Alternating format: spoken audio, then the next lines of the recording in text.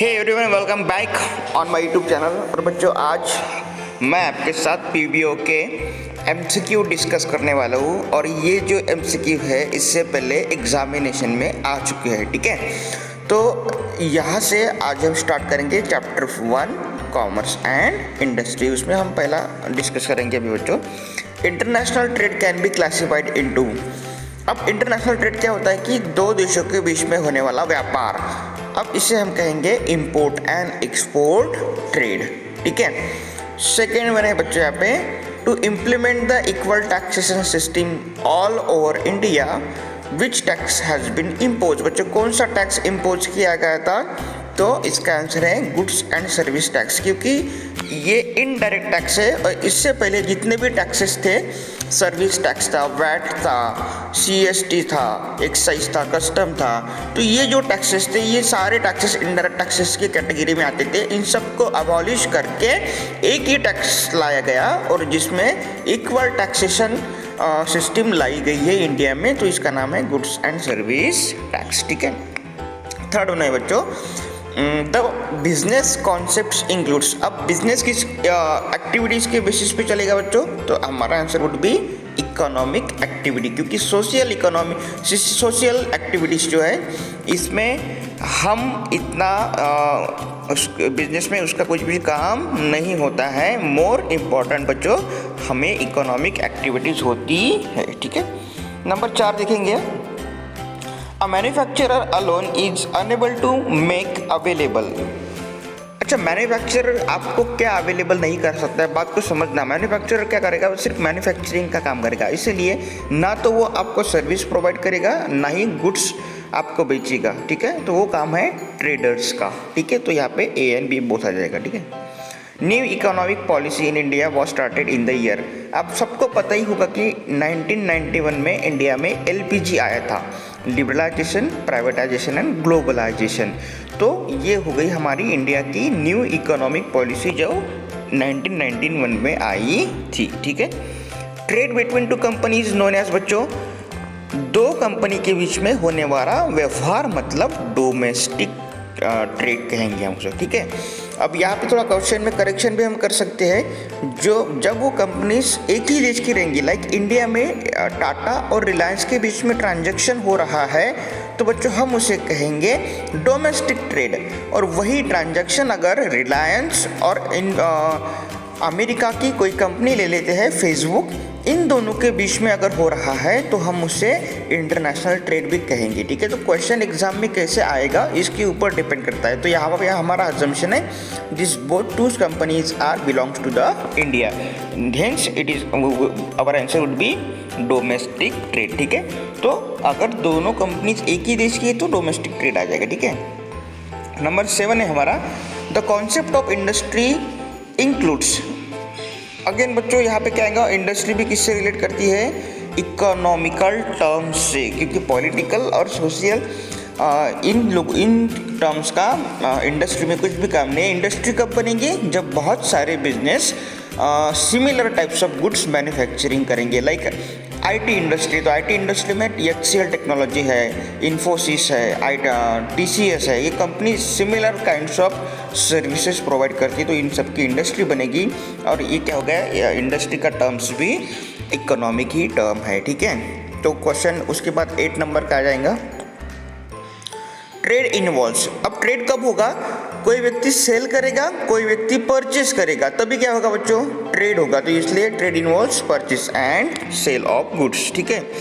Question number 9 है हमारा, देखो यहाँ पे, it is the process of interaction and integration. मतलब क्या कि फॉरेन के लोग इंडिया में आके इंडिया के लोगों से इंटरेक्ट हो रहे हैं। इंटीग्रेशन मतलब सारी की सारी इकोनॉमी अब एक ही इकोनॉमी में कन्वर्ट हो रही है among the people, companies and governments of different nation. अलग अलग देश के लोग, अलग अलग देश की कंपनी, अलग अलग देश के गवर्नमेंट अभी क्या हो रहे हैं? इंटीग्रेट हो रहे हैं, इंटरेक्ट हो रहे हैं एक दूसरे से। और क्यों हो पा रहे हैं? उसका रीज़न है ग्लोबलाइजेशन, क्योंकि ग्लोबलाइजेशन की मदद से क्या हुआ है कि हमने जागतिक प्रोडक्शन को यूज करना शुरू किया है। जो भी ग्लोबली प्रोडक्ट्स मैन्युफैक्चर हो रहे हैं हम उसका इंडिया में आज यूज़ कर पा रहे हैं, ठीक है।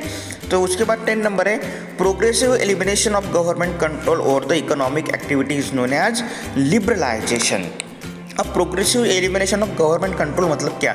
गवर्नमेंट क्या करेगी बच्चों, लिबरलाइजेशन में अपना कंट्रोल कम करेगी। लाइक उनके पास अगर जो भी गवर्नमेंट की कंपनीज है उनको गवर्नमेंट उनका स्टेक सेल कर देंगे, प्राइवेटाइजेशन करेंगे, या फिर प्राइवेट लोगों को यानी जनरल पब्लिक जो है इंडिया की उनको बढ़ावा देंगे बिजनेस करने के लिए, और उनके ऊपर कंट्रोल थोड़ा कम किया जाएगा। तो यहाँ पे आपको क्या मिल जाएंगी, एक तरीके का फ्रीडम मिलता है जिस तरीके से आप अच्छे तरीके से बिजनेस कर पाते हो। तो यह हमारा हो गया है लिबरलाइजेशन। ठीक है, 11 नंबर का है बच्चों, privatisation is the transfer of ownership from. Privatisation मतलब क्या होता है कि गवर्नमेंट से ओनरशिप कहाँ ट्रांसफर हो रही है, पब्लिक की तरफ हो रही है।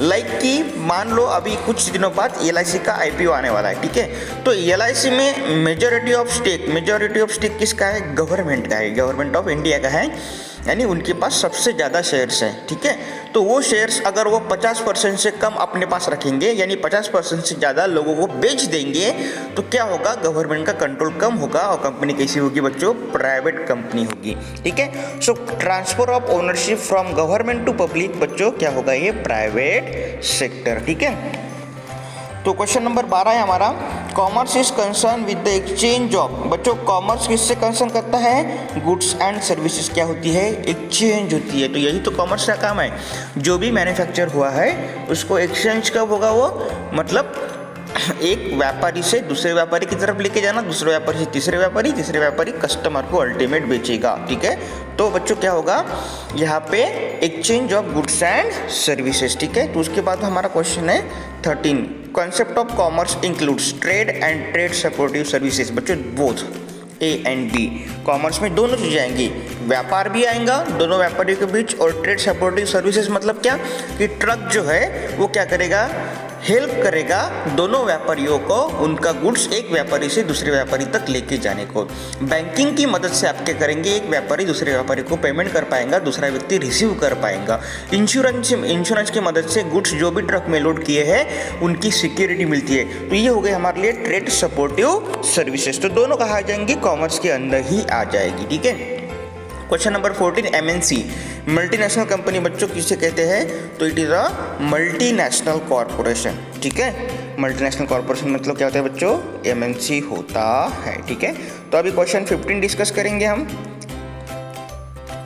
Industrial revolution took place in the period of, बच्चों कहाँ से कहाँ तक, 1750 से चालू हुआ था और 1950 तक मतलब इंडस्ट्रियल रिवॉल्यूशन का पीरियड था, क्योंकि इस समय में क्या हुआ, पूरे विश्व में क्रांति आई, नए नए बिजनेसेस एस्टेब्लिश हुए। ठीक है, evolution of commerce is a बच्चों नेवर एंडिंग प्रोसेस। कैसी है ये प्रोसेस, नेवर एंडिंग मतलब कभी खत्म नहीं होगी, इवोल्यूशन हमेशा होते ही रहेगा। ठीक है, is a nature oriented industry. कौन सी बच्चों, प्राइमरी, आप सबको पता ही है, मैंने कितने अच्छे से आपको हर बार पढ़ाया है। प्राइमरी इंडस्ट्री किससे डील करती है, नेचर से डील करती है। ठीक है, extractive industry is concern with the extraction और drawing out of the goods from the soil, air and water, all of the above. बच्चों कहीं से भी हम क्या कर सकते हैं, गुड्स को ड्रॉ कर सकते हैं, उसे हम क्या कहेंगे, और मतलब सारी जगह से लाएंगे, तो ये हमारा आंसर आ जाएगा ऑल ऑफ दिस या फिर ऑल ऑफ द अबव। ठीक है,